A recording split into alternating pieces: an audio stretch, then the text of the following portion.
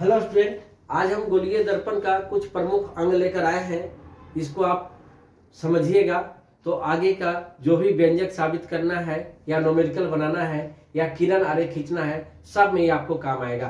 तो ध्यान दीजिएगा, आज गोलीय दर्पण का हम प्रमुख अंग बताने वाले हैं। ध्यान दीजिएगा, गोलीय दर्पण में ऐसे कोई काम नहीं किया जाता है। गोलीय दर्पण में कोई काम नहीं किया जाता है। गोलीय दर्पण का दो प्रकार होता है, एक अवतल दर्पण और दूसरा उत्तल दर्पण। हम उसी दोनों दर्पण में काम करते हैं। तो गोलीय दर्पण में क्यों बता रहे हैं? क्योंकि गोलीय दर्पण कहने से दोनों का बोध हो जाएगा। अगर हम अवतल दर्पण में कहते तो सिर्फ अवतल का बोध होता, उत्तल का नहीं होता। उत्तल में कहते तो सिर्फ उत्तल में होता, अवतल में नहीं होता। जबकि गोलीय दर्पण में कह रहे हैं तो अवतल का भी कह रहे हैं और उत्तल का भी कह रहे हैं। तो इसलिए हम यहाँ टॉपिक दिए हैं गोलीय दर्पण के प्रमुख अंग।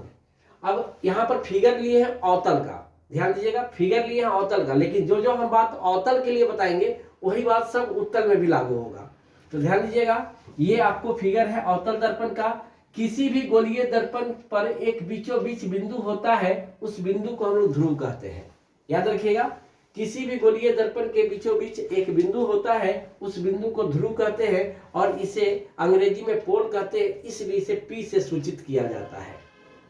आगे सुनिएगा, जैसा कि आप जानते होंगे, पिछले वीडियो में हम बताए थे कि गोलीय दर्पण जो है किसी खोखले गोलीय भाग से काटा जाता है। तो गोलीय भाग से काटा गया तो उसमें केंद्र होता है। तो जिस केंद्र से हम इस गोलीय दर्पण को काटे हैं, उस केंद्र को हम लोग वक्रता केंद्र कहते हैं। देख लीजिए, उसको सी से सूचित किया जाता है। जिस केंद्र से गोलीय दर्पण काटा जाता है उसे वक्रता केंद्र कहते हैं। हम यहाँ लिखे भी हैं, उसे हम सी से सूचित करते हैं। अगला पार्ट है मुख्य अक्ष। यहाँ ध्रुव होता है और यहाँ वक्रता केंद्र होता है।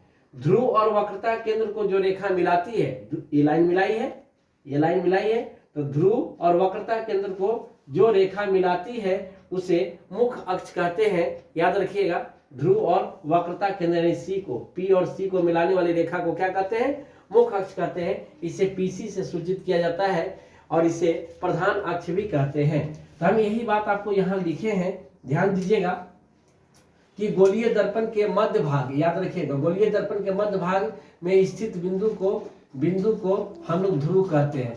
इसे पी से सूचित किया जाता है।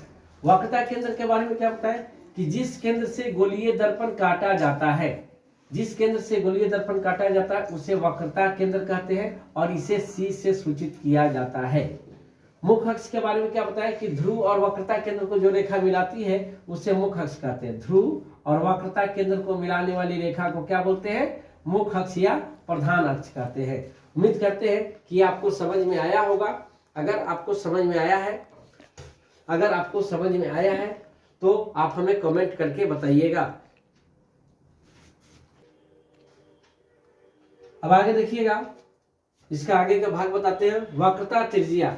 तो वक्रता त्रिज्या ध्रुव यानी पी और वक्रता केंद्र यानी सी, ध्रुव यानी कि पी और वक्रता केंद्र यानी कि सी, पी और सी के बीच की दूरी को वक्रता त्रिज्या कहते हैं। यानी ध्रुव और वक्रता केंद्र के बीच की दूरी को वक्रता त्रिज्या कहते हैं। इसे यहाँ लिखे हैं, आर से सूचित किया जाता है। यहाँ से यहाँ तक की दूरी को वक्रता त्रिज्या कहते हैं, जिसे आर से सूचित किया जाता है। हम यहाँ लिखे हैं कि ध्रुव और वक्रता केंद्र के बीच की दूरी को वक्रता त्रिज्या कहते हैं। इसे आर से सूचित किया जाता है। अगला पॉइंट है मुख्य फोकस। जब कोई आपतित किरण, दर्पण की ओर आने वाली किरण को आपतित किरण कहते हैं। जब कोई आपतित किरण दर्पण पर पड़ती है और पड़ने के बाद उसी दिशा में लौट जाती है तो उसको परावर्तन कहते हैं। ऐसा पिछले वीडियो में बताए थे। तो आपतित किरण परावर्तन के बाद मुख्य अक्ष को जिस बिंदु पर काटती है उस बिंदु को मुख्य फोकस कहते हैं। इसे बड़ा एफ से सूचित करते हैं। याद रखिएगा, आपतित किरण परावर्तन के बाद जिस मुख्य अक्ष को जिस बिंदु पर काटती है उसे मुख्य फोकस कहते हैं। इसे बड़ा आर से सूचित करते हैं, बड़ा एफ से सूचित करते हैं। इसे बड़ा एफ से सूचित करते हैं। याद रखिएगा। तो ये बात आपको यहाँ बताए भी है कि आपतित किरण परावर्तन के बाद मुख्य अक्ष को जिस बिंदु पर काटती है उसे मुख्य फोकस कहते हैं। इसे एफ से सूचित किया जाता है। तो आप स्क्रीनशॉट लेना चाहते हैं तो ले लीजिए, आगे आपको बहुत काम आएगा। अब आगे देखिए, फोकस दूरी के बारे में बता रहे हैं। ध्रुव और मुख्य फोकस के बीच की दूरी को क्या बोले? ध्रुव यानी पी और मुख्य फोकस यानी बड़ा एफ।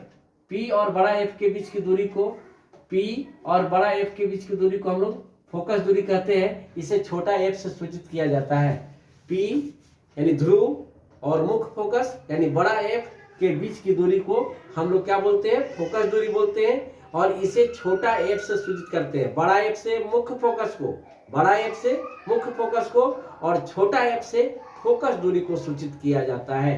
यही बात हम लिखे हैं। ध्रुव और मुख्य फोकस के बीच की दूरी को हम लोग दर्पण का फोकस दूरी कहते हैं। इसे एफ से सूचित किया जाता है। इसे एफ से सूचित किया जाता है। और एक बात आप याद रखिएगा हमेशा, एक बात हमेशा याद रखिएगा कि दर्पण में कोई भी दूरी अगर मापते हैं तो कहां से मापते हैं? ये पी से मापते हैं। पी यानी ध्रुव से। दर्पण में कोई भी दूरी ध्रुव से मापा जाता है, यानी कि पी से मापा जाता है। पी से एफ तक का दूरी नापे, पी से सी तक का दूरी नापे, पी से वस्तु की दूरी नापेंगे, पी से प्रतिबिंब की दूरी नापेंगे। कोई भी दूरी अगर मापना हो तो हम लोग पी से नापते हैं। इस बात को एकदम ध्यान में रखिएगा। आगे हम लोग न्यूमेरिकल में इसी सब टॉपिक पर बात करेंगे। और यहाँ पर हम जितना अभी बात बताए उसका अर्थात में यहाँ लिखे हैं कि हम लोग क्या पढ़े कि पी से क्या होता है। पी से क्या होता है इस पर ध्यान दीजिएगा। तो पी से ध्रुव होता है। सी से क्या होता है? तो वक्रता केंद्र होता है। पीसी से क्या होता है? तो मुख्य अक्ष होता है। बड़ा आर से क्या होता है? तो वक्रता त्रिज्या होता है। बड़ा एफ से क्या होता है? तो मुख्य फोकस होता है। और छोटा एफ से क्या होता है? तो फोकस दूरी होता है। क्योंकि आगे हम लोग ये सब नाम का प्रयोग नहीं करेंगे, संकेत का ही प्रयोग करेंगे।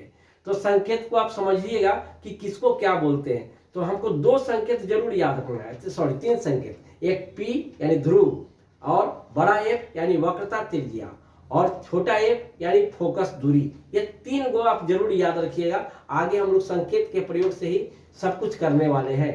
तो अगले वीडियो में हम इसका व्यंजक बताएंगे कि वक्रता त्रिज्या और मुख्य फोकस में क्या संबंध होता है। इसके लिए आप अगला वीडियो मेरा जरूर देखिएगा। और ये वीडियो आपको कैसा लगा हमें कमेंट करके जरूर बताइएगा। Thank you. जय हिंद।